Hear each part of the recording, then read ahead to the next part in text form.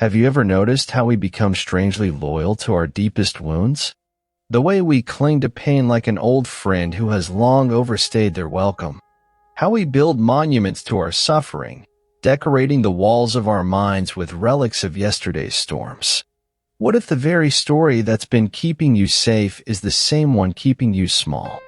The human mind performs an extraordinary magic trick, transforming temporary experiences into permanent identities. Your trauma was never meant to become your home. Yet here you are, defending the very walls of your prison. We've mistaken familiarity for safety, confusing the devil we know with the angel we fear to become.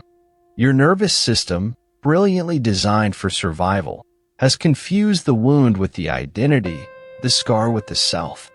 This loyalty to trauma isn't merely psychological, it's physiological. It lives in your body, in the tension of your shoulders, in the shallow rhythm of your breath. Your cells have memorized your suffering. You've learned to introduce yourself by your damage, haven't you? This is me, and these are my wounds. As if those chapters of pain were somehow the most authentic parts of your story. Friedrich Nietzsche understood this strange attachment when he wrote, "The snake which cannot cast its skin has to die." Your reluctance to shed the identity formed in trauma is not merely stubborn, it's existentially dangerous. Consider how we romanticize our suffering. We wear it like a badge of honor, evidence of our endurance. Look what I survived, we say, never questioning whether mere survival was ever enough. The mind craves coherence above all else. Even painful stories, if familiar, provide a sense of solidity. A terrible certainty feels safer than the vulnerability of becoming someone new. Psychiatrist Viktor Frankl, who survived the Nazi concentration camps, observed that suffering ceases to be suffering when we find meaning in it. But he never suggested we should build our homes on the foundation of that suffering. Your loyalty to trauma manifests in insidious ways. In relationships, you recreate familiar dynamics, mistaking recognition for love. The known pain feels oddly comforting compared to unfamiliar joy. Notice how you become protective of your wounds. How quickly you defend your right to remain damaged. How fiercely you resist anyone who suggests you might lay down this heavy armor. In the shadowed valleys of your mind, trauma becomes a twisted form of identity. "This is who I am," you whisper, forgetting that you existed before the storm and will exist long after. The child within you learns certain rules for survival. Rules like never trust, always be prepared, remain invisible. These were wisdom once. Now they're the bars of your cage. Trauma rewires the nervous system. The hypervigilance that once protected you now prevents you from resting in the present moment. Your body remains braced for a danger that has long passed. Ancient Stoic philosopher Epictetus said, "Make the best use of what is in your power and take the rest as it happens." Your trauma happened, but your loyalty to it, that remains firmly within your power. Like a boat anchored to the ocean floor, you've secured yourself to the site of impact. Confusing orientation with destination, as if the place where you were wounded must also be where you remain. Consider the paradox. The story that helped you make sense of your pain has become the very narrative preventing your healing. The map that once guided you has led you in circles. There is a profound difference between acknowledging your wounds and worshiping at their altar. Between recognizing trauma's impact and making it the centerpiece of your existence. Imagine a forest after a fire. The charred earth doesn't refuse to grow again out of loyalty to the flames. It doesn't say, "I am burned land now. This is my identity." The forest remembers, but it does not remain loyal to destruction. It grows precisely because it knows how to release, how to transform the charred remains into new life. What keeps you circling your trauma is not just memory, but meaning. The stories you've created. I was abandoned, therefore I am unworthy. I was hurt, therefore I cannot trust. These narratives, these bridges between event and identity, were never inevitable. They were simply the best explanations a wounded mind could construct in moments of overwhelming pain. Carl Jung understood this when he wrote, "I am not what happened to me. I am what I choose to become."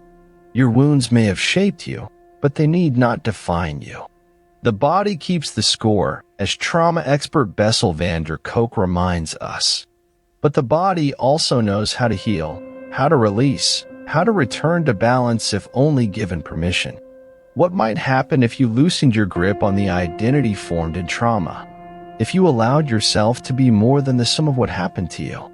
There is an art to holding your wounds lightly, to acknowledging their presence without allowing them to become the center of your universe, to carrying them as information rather than identity.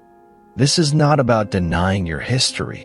It's about recognizing that loyalty to your past is a choice renewed with each breath, a choice you can, with gentleness, begin to unmake. Consider the concept of post-traumatic growth. Psychologists have found that many trauma survivors eventually experience profound positive change, not despite their suffering, but through their relationship with it. The difference lies not in the trauma itself, but in whether you see it as a conclusion or a chapter, whether you've confused the wound with the self or recognized it as part of a much larger story. Your nervous system learned to equate familiarity with safety. Even pain, if predictable, feels safer than the unknown. This is why you recreate old patterns, even as you long for something new. The Japanese art of kintsugi repairs broken pottery with gold, highlighting rather than hiding the breaks. The object becomes more valuable precisely because it has been broken and mended. But kintsugi doesn't worship the breaking, it honors the repair. It doesn't remain loyal to the moment of shattering, but to the beauty of restoration, transformation, and return. If you've been watching this channel for some time, you know we believe in the power of psychological depth without unnecessary complexity. If this exploration resonates with your journey, consider subscribing to continue walking this path together.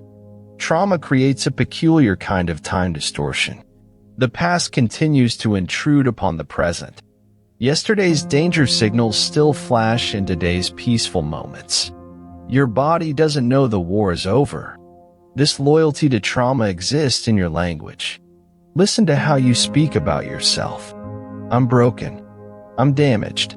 This is just how I am. As if these states were permanent rather than transient. There is strange comfort in familiar pain, in knowing exactly who you are, even if that identity was forged in fire. The unknown self, the one waiting beyond trauma, feels like a betrayal of everything you've survived. What if healing isn't about erasing the past, but about changing your relationship to it? Not forgetting, but remembering differently. Not without pain, but without the compulsive need to organize your life around it. The philosopher Heraclitus said, "No man ever steps in the same river twice, for it's not the same river and he's not the same man." Yet trauma freezes this river, creating an illusion of permanence. There's a difference between being shaped by experience and being defined by it, between carrying your history and being imprisoned by it, between remembering and reliving. Your trauma deserves acknowledgement. It happened. It mattered. It changed you. But your future deserves freedom from its gravitational pull. Your becoming deserves space unbounded by past pain. Consider the loyalty you've shown to your wounds.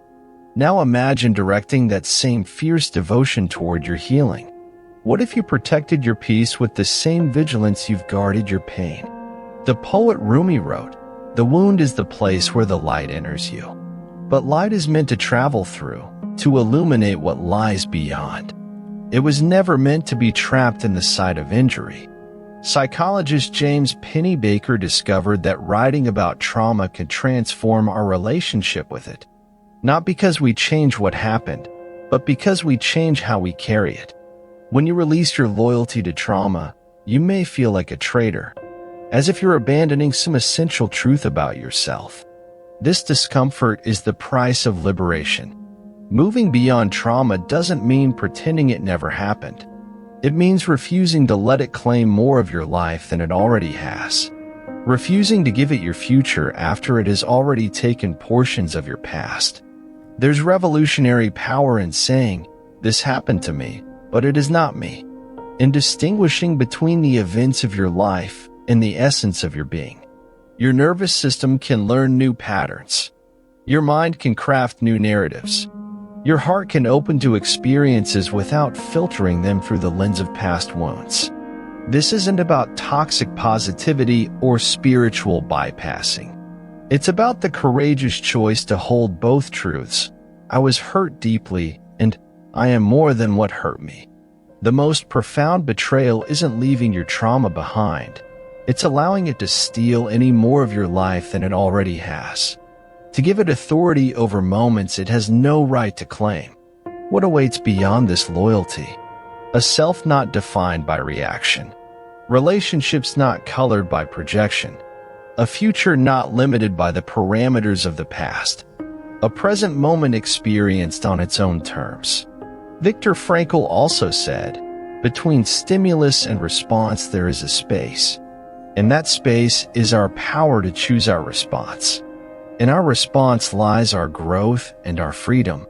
Your loyalty to trauma has narrowed that space to almost nothing. Healing widens it again, breath by breath, choice by choice, moment by moment. Perhaps the most radical act of self-compassion is to stop equating your identity with your injuries.